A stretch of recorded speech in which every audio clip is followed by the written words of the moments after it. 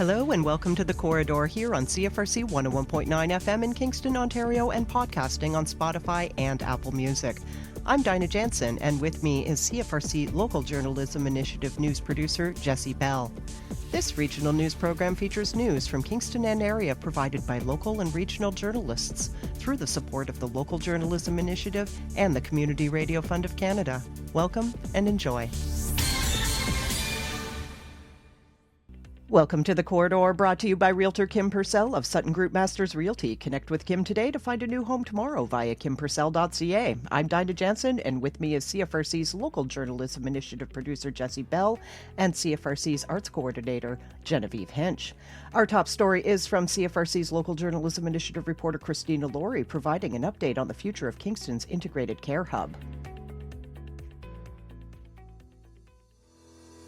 Hello, I'm Christina Laurie, Local Journalism Initiative reporter for CFRC 101.9 FM in Kingston, Ontario. Coming up are some of the top news stories in Kingston and the Islands. You can listen to CFRC's news programs Today in YGK and Kingston Currents on Mondays, Wednesdays, and Thursdays at 5 p.m. Or subscribe to our podcasts on Spotify and Apple Music. If you have any Kingston news tips you'd like to share, you can reach me at news@cfrc.ca. Tuesday meeting, Council approved $500,000 to support shelter operations at the Integrated Care Hub and Future Heart Hub through March of next year. Council also approved up to $70,000 to help cover lease and facility costs associated with the closure of consumption and treatment services at 661 Montreal Street. The CTS program is set to close on September 30th as provincial funding comes to an end. In the same meeting, Council also received an update on the city's multi-part response to the closure, first approved in May. As part of that update, staff reported that closure of CTS is not expected to affect the 24 low-barrier shelter beds funded by the city currently operating at the ICH. Those beds will continue under the Future Heart Hub model, supported by the funding approved Tuesday. Council also heard the results of a legal assessment examining whether the CTS closure warranted a municipal emergency declaration. Staff concluded that an emergency declaration would be unlikely to improve the situation or secure additional provincial or federal support, and therefore is not recommended. One area that drew debate involved a planned $350,000 pilot project fund intended to support new community-led approaches to reducing harm and addressing service gaps left by the CTS closure. Councillor Jeff McLaren introduced an amendment aimed at broadening the framework staff are developing for the fund.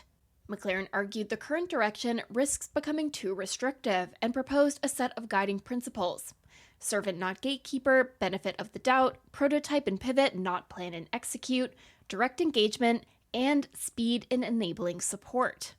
What's important here is that we try something different, because what we've been trying so far seems to be making the situation worse. The plan that was described in the report under Direction 4, I believe, has pivoted away in a detrimental direction to the original intent and the actual help that these groups are providing to people in the city right now. And so what I'm asking is, please open your minds to a new way of doing things that has worked in other places. Councillor Wendy Stephen opposed the amendment, saying Council still has a responsibility to ensure public funds are spent with appropriate oversight and accountability. We just had a very lengthy discussion about fiscal accountability and transparency.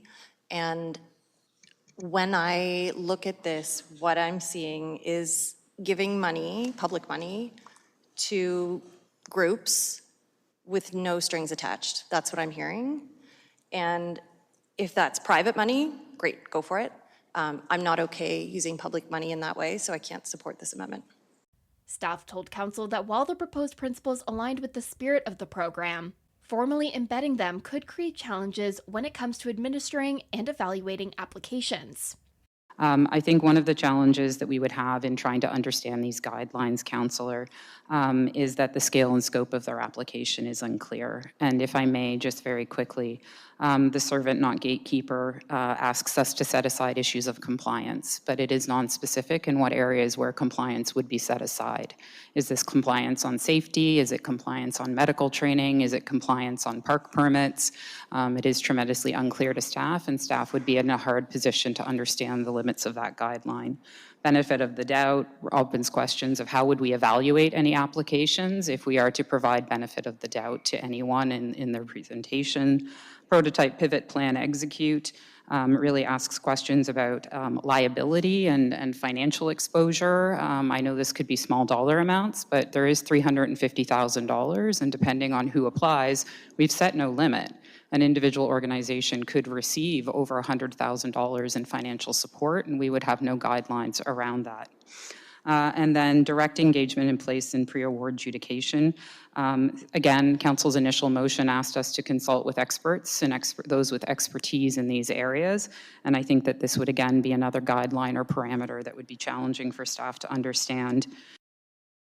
Councillors Gary Osterov and Connie Glenn expressed support for the amendment, arguing it could improve the chances of attracting innovative proposals.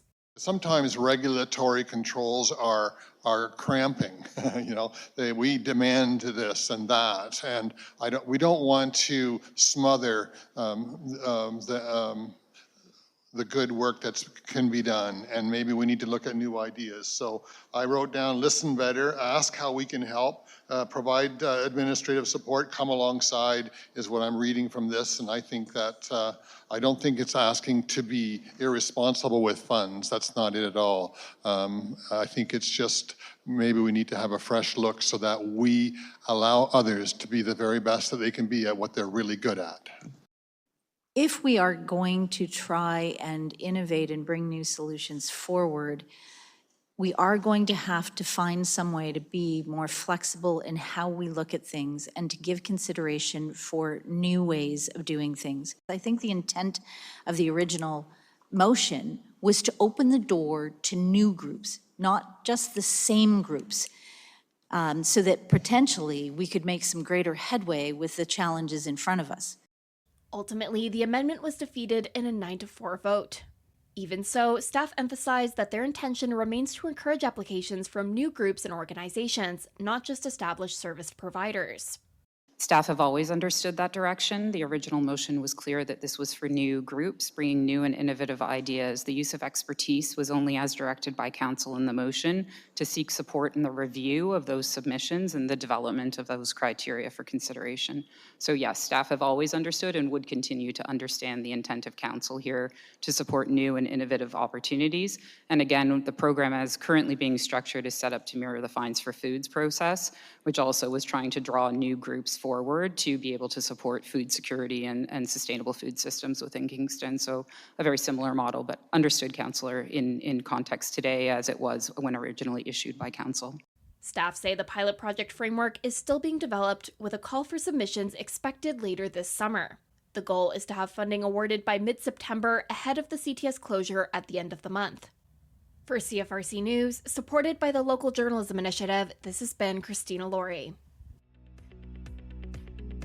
Thank you, Chris. Coming up next, we have Dinah Jansen reading a story from the Local Journalism Initiative reporter for The Kingstonist, Michelle Dory-Forrestel, about the future of Napanese Village Green long-term care facility. Thank you, Jesse. For nearly half a century, Village Green has been a part of the fabric of the village of Selby. Residents have spent their final years there, staff have built careers there, and families have entrusted loved ones to its care. Since opening in 1977, the home has been a fixture in the community, serving generations of locals. On Tuesday, June 24, 2026, Village Green officially entered a new chapter of its history as residents, staff, community members, and dignitaries gathered to celebrate the opening of the new Village Green long-term care home in Napanee, just a 5-minute drive south from the previous site. The new 128-bed facility replaces the original 66-bed home in Selby, more than doubling its capacity while carrying forward the legacy of the institution that began nearly 50 years ago. The opening comes nearly 3 years after dignitaries gathered on the drive-in road site for the ceremonial groundbreaking. The project adds 62 new long-term care beds and replaces the existing 66, part of a broader provincial effort to expand and modernize long-term care capacity. Yet much of Tuesday's celebration focused not on what is new, but on what has endured. Throughout the building, reminders of Village Green's history have been woven into the design. The home's 4 resident home areas bear names connected with its story. Pierce Lane honors longtime administrator Linda Pierce, who spent 35 years at Village Green. McFadzean Way recognizes longtime medical director Dr. Ian McFadzean. Richards Lane commemorates the Richards family who founded Village Green in 1977, while Selby Way pays tribute to the community where the home spent nearly 5 decades. Each home area accommodates up to 32 residents and has its own dining, activity, and lounge spaces. The intention is to make smaller neighborhoods within the larger institution. Ontario Minister of Long-Term Care Natalia Kusendova-Bashta, Hastings, Lennox and Addington Member of Provincial Parliament Rick Berzé, Greater Napanee Mayor Terry Richardson, and members of Napanee Council joined residents, family, and staff for the celebration. The new Village Green includes therapy rooms, common areas, family gathering rooms, a salon, outdoor spaces, and other amenities designed to improve residents' quality of life. By relocating from Selby to Napanee, the expanded home will also allow more seniors to remain close to family, friends, and community connections that have long been central to life at Village Green. Rahim Hirji, President and CEO of Omni Quality Living, argued that the success of the long-term care home is measured by something less tangible. What makes this a home is the team member who learns how a resident takes their coffee, he said. He remarked that it is the nurses who notice subtle changes in a resident's health, the recreation staff who help residents reconnect with activities they once loved, and the employees who reassure worried family members. This, he emphasized, is all part of a larger family atmosphere. Hirji also acknowledged Residents' Council President Kib Wickens and members of the Family Council, emphasizing the role both groups play in shaping life at the home. For Wickens, this is to ensure everyone who lives at Village Green feels included and represented. In many ways, the new facility reflects the generations of people who've shaped Village Green along the way, from the Richards family who founded the home in 1977 to longtime leaders such as Pierce and McFadzean, and to today's residents, families, and staff who help guide its future. Thank you to Dinah Jansen and Michelle Dory-Forrestel for that story. Coming up next, we have a story from Brenda Little, local journalism initiative reporter for CJPE County FM, with a story about the restoration of the Old Boys Memorial entrance. I remember the night during a council meeting when Diane Kennedy, a petite elderly lady, stood in front of council with a request for funds to repair and restore the Old Boys entrance at the Picton Fairgrounds. At the time, she was the president of the Picton Legion, and her passion for honoring the history of the area, but especially for fallen county soldiers during several wars, was evident. The structure was built in 1920 as a memorial to the county soldiers who lost their lives during World War I. A lot of hard work and many hands went into the restoration, but finally the unveiling took place on Sunday for all to admire. I spoke with Diane Kennedy, now past president of the Picton Legion, current president Phil Dawson, and Mitch Smith, representing the legions from Wellington and Consacon. The three of you have had so much involvement with this project. Why is this project so important? I personally live close by, and people didn't know the history of it and the significance of it. So basically that was part of it. I like the whole community to realize that this is a war memorial to the veterans of the First World War, and make it so the building is useful again, and teach our children. And that's basically the reason, because it is part of our community, the history of the fair and the history of the military here in the county. So yeah, that was the basic reason. Mm-hmm. And there were many groups that were involved with this restoration. Well, that is one of the many wonderful things about this, is that everything from Diane, Legion, getting the ideas, to council, to then staff and community fundraising, and there's such a long untold story of all the background stuff that has gone on to make this actually an effortless endeavor, and we can see the results of that. So truly we're grateful to be able to witnessing what's best about the community and coming together at all levels. I just have to say that even coming here, I've learned something, and I think it's important for everybody to know what the country's been through, to have what we have today, and to show more respect to everybody. So yeah, it's a good education. And the mural, what does it depict? The history of the fair the history of the military. It is a heritage building, and going forward, we would like to make the building useful so it doesn't fall into disrepair again. I think if the public knows and we use it, make this the entrance to the fair again. We have a little walkway here. I'd like to display the posters from all the schools are involved all through the county in poster and literary, and just so we can put them up and people can come and see. Marvelous art that we get, and they also poetry and essays. There's quite a large, all over Ontario, like yours and ours.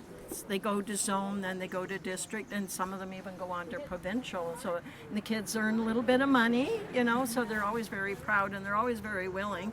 I know we get probably about 115 entries every year in the poster. So it's youth ed, as well as a memorial to our vets, and so people know what these guys did. It's like respect what these guys did so we could be free. Mm-hmm. And the county had played quite a role in this. I think a couple of the councillors made a motion to have this project start.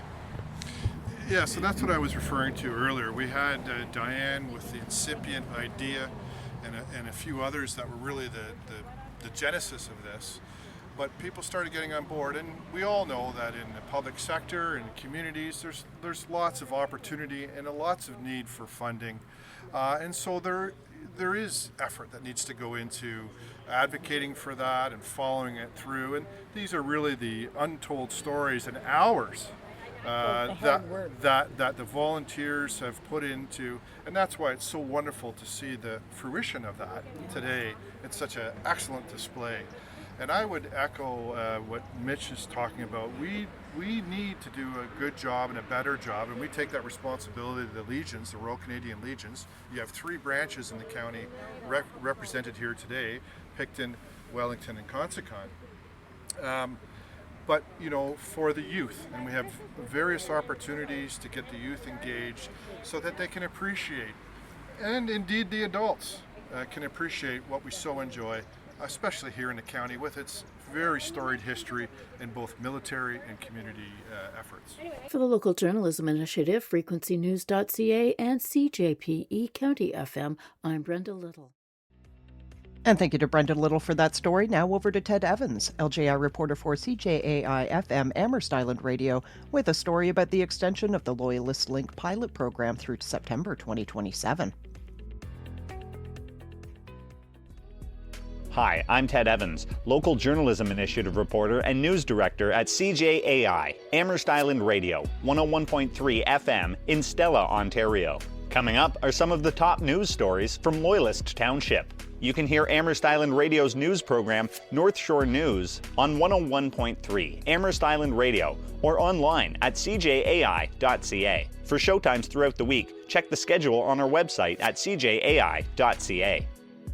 Loyalist Township Council approved the extension of the Loyalist Link pilot program to September 3rd, 2027. This will maintain uninterrupted service while the township waits for the outcome of their Ontario Transit Infrastructure Fund application. Funding for the extension will be provided through provincial gas tax allocations as well as fares. Beginning in September, the current 90A, 90B service will transition to a single connector route linking Bath, Odessa, and Millhaven to the WJ Henderson hub. This will align with the planned shift for Kingston Transit Route 10 to 30-minute intervals. According to staff, the combined ridership of the 2 Loyalist Link routes was over 9,600 in 2025 and continues to grow. Staff are looking to improve coverage, flexibility, and cost efficiency. They will be reporting back to Council with updated financial projections and service performance metrics following the release of the funding decision. Director of Community and Customer Services Lori McFarland noted plans for the future. There is plans to increase ridership. We're trying to do that. Hopefully, through the as presented, we're looking at on demand, which could bring some efficiencies. And might increase ridership as well. Director of Corporate Services Strategy and Innovation, Jenna Campbell, spoke about waiting for the outcome of the funding decision. We are limited right now in some of our actions that we can take while we're waiting to have the final OTIF application submitted to the province, because we have to remain in pilot status. So some of those opportunities may come to fruition a little bit more in terms of encouraging the growth of the ridership and that sort of thing once we have an idea of whether we'll be receiving that funding. Councillor Paul Broderick showed his support for the program. I remember going out for an early morning ride with Director Campbell around the first few weeks and, sort of thinking, are we going to be the only two on here? But the data supports some growth. And I think that was the original thing we were worried about was, would people come thinking, oh, this is only going to last a year? We're not going to change our habits, but I think we're heading in the right direction. And this is one thing I'm really proud that this council has done, is looked into that. And I hope that we can continue this down the road. I think it's a viable service. And through personal experience, anytime you can get my kid on public transit, we're doing something right. For Amherst Island Radio and the Local Journalism Initiative, I'm Ted Evans. Thank you to Ted Evans for that story. Now over to Jesse Bell with the Kingston Sports Report, brought to you by CFRC Power Plays.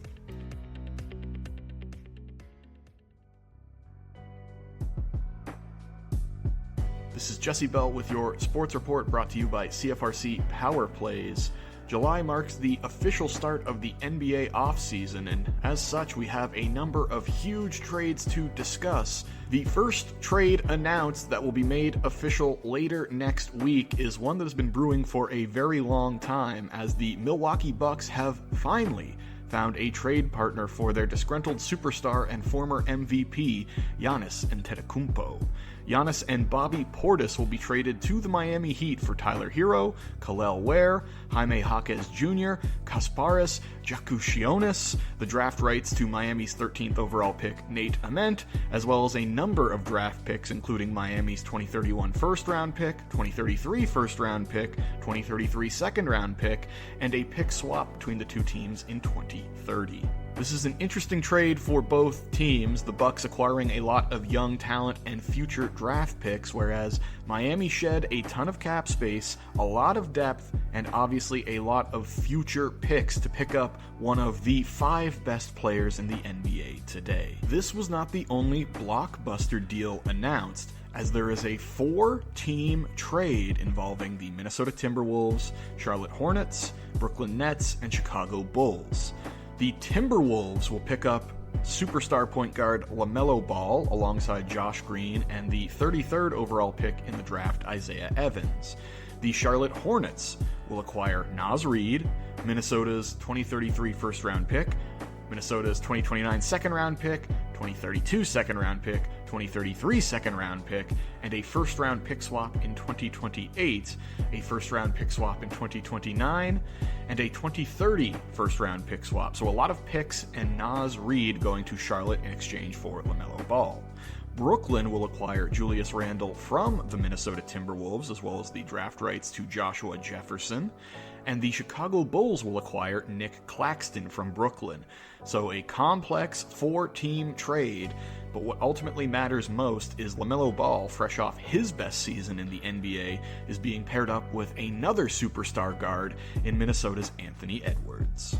That's a wrap for today's sports report, brought to you by CFRC Power Plays. Have yourself a happy Canada Day.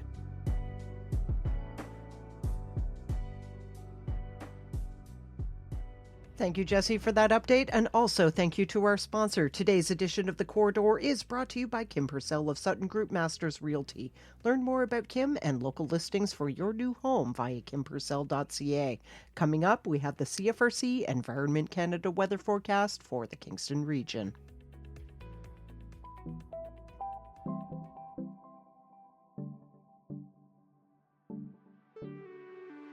This is Jesse Bell with your Environment Canada weather report for the Kingston region. We begin with July 1st, Canada Day, and what a warm Canada Day it has been. High of 28, largely sunny conditions with a very slight chance of a thunderstorm. Feeling closer to 34 with that max UV index of 10. Thursday, July 2nd, we've got more warm weather in the forecast. Mostly sunny and humid. 28 is your high, feeling closer to 35, again with a UV index of 10. Friday, July 3rd, a little bit cooler. ever so slightly by about a degree. 27 is your high, feeling about 33. Clouds, a little bit of sun, but an 80% chance of thunderstorms later in the day. Saturday, July 4th, 26 is your high, feeling like 33. Very humid, chance of rain in the afternoon, about a 65% chance of precipitation. Sunday, July 5th, 27 is your high. Very humid, high risk of a thunderstorm, 75% chance of rain, UV index of 6. Monday, July 6th, cooling down just a little bit. 26 is your high with a 75% chance of rain, feeling closer to 30, quite humid. Tuesday, July 7th, 26 is your high with a 55% chance of rain. And Wednesday, July 8th, 25 is your high with about a 60% chance of precipitation in the forecast. That's a wrap for your Environment Canada weather report for the Kingston region.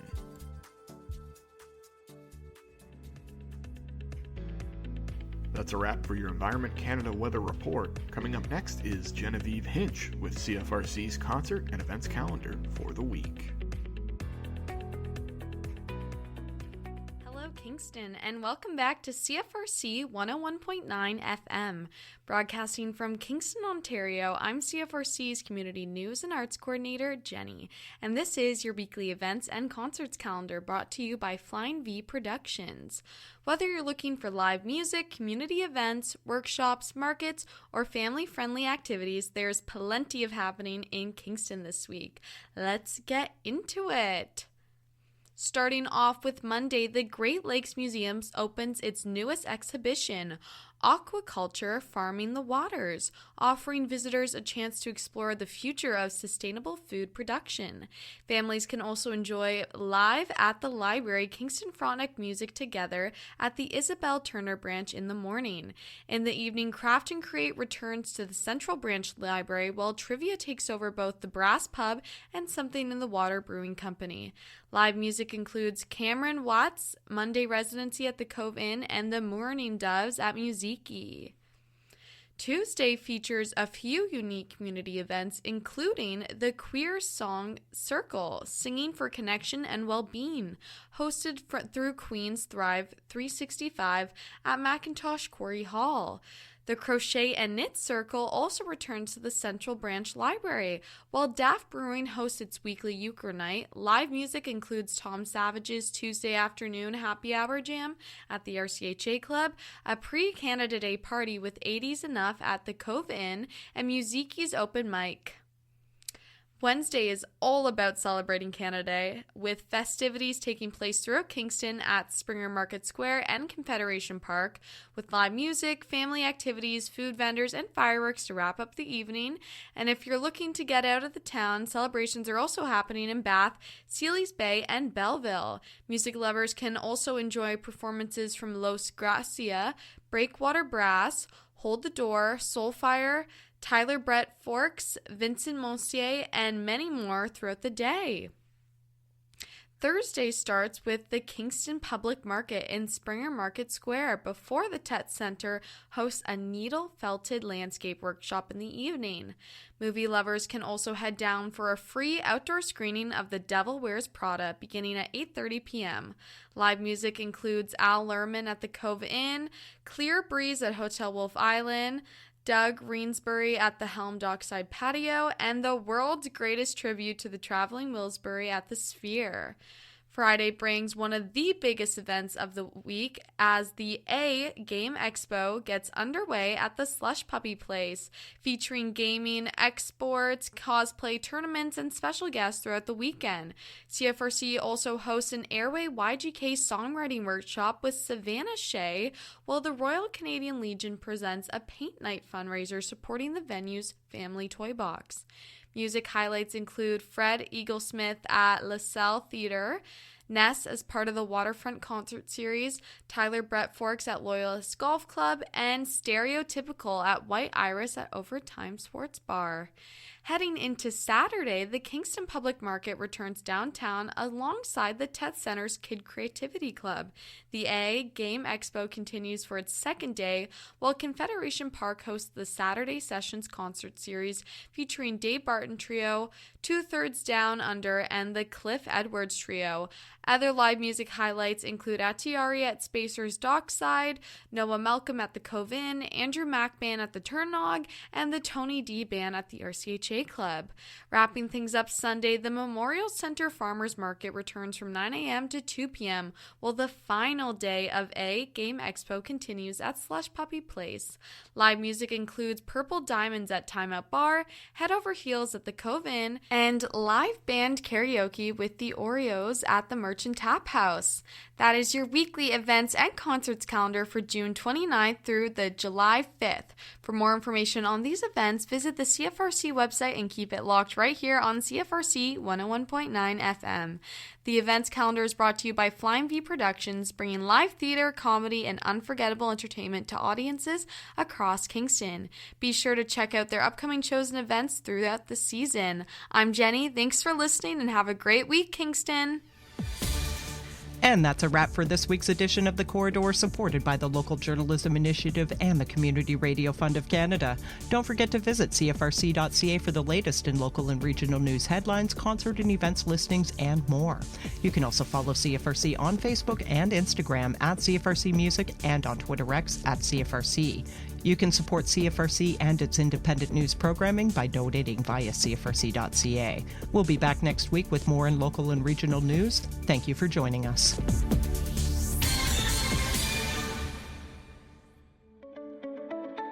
Thank you for listening to this podcast produced at CFRC 101.9 FM at Queen's University in Kingston, Ontario, situated on the traditional territories of the Anishinaabe and Haudenosaunee peoples, and brought to you by the generous support of Smith Engineering.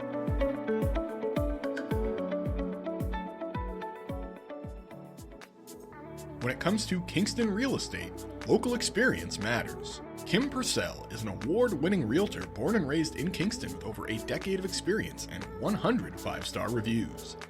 If you want honest advice and results you can trust, choose Kim. Visit kimpurcell.ca today for more information.